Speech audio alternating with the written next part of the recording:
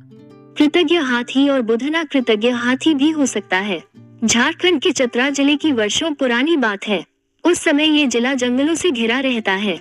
इन जंगलों में बाघ, लकड़बग्घा, लोमड़ी, सियार, सोना चीता, जंगली सुअर, हाथी, हिरण जैसे जंगली जानवर पाए जाते थे। तब यहाँ शहरी क्षेत्र के नाम पर कोई प्रगति नहीं थी। ग्रामीण क्षेत्र वाले इस जिले के कई गांव में जंगली जानवर घुस जाते थे। आज भी यहाँ हाथियों का गांव में घुसना या सड़कों पर चलना आम बात है। उन दिनों आज की तरह सड़कों पर गाड़ियां तेजी से नहीं चलती थी। गांव और शहरों को जोड़ने वाली एक सड़क पर बुधना पंचर दुकान नामक एक पंचर बनाने वाली छोटी सी दुकान थी। ठंड का महीना था और शाम हो रही थी। बुधना अपना काम कर रहा था। आ गया हाथी। अंधेरा बढ़ रहा था। बुधना ने अपनी दुकान के अंदर दिबरी बोतल में मिट्टी तेल भरकर जलाए जाने वाली बत्ती जला ली। वो काम ही कर रहा था कि उसे लगा कोई आया है। जब उसने सर उठाकर देखा तो देखता ही रह गया।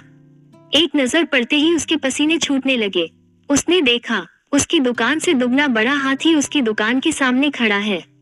हाथी को देखते ही वो हाथ जोड़कर बड़बड़ाने लगा, अरे गणेश जी, जान छोड़िए मेरी। मैं रोज आपके पिताजी को जल चढ़ाता हूँ।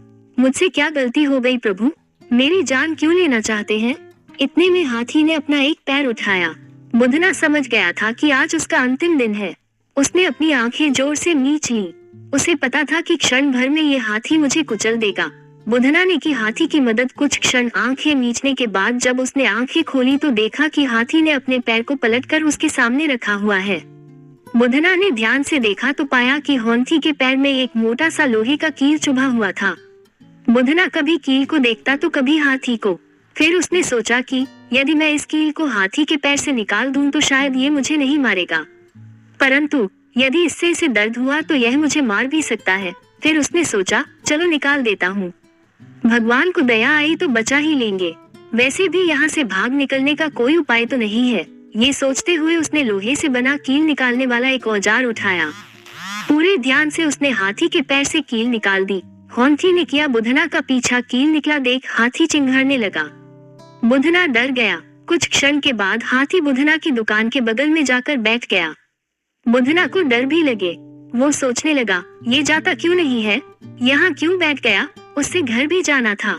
बुधना धीरे धीरे उठकर दुकान बंद करने लगा। हाथी टस से मस न हुआ। बुधना को थोड़ी हिम्मत आई। वो अपने घर की ओर निकल पड़ा।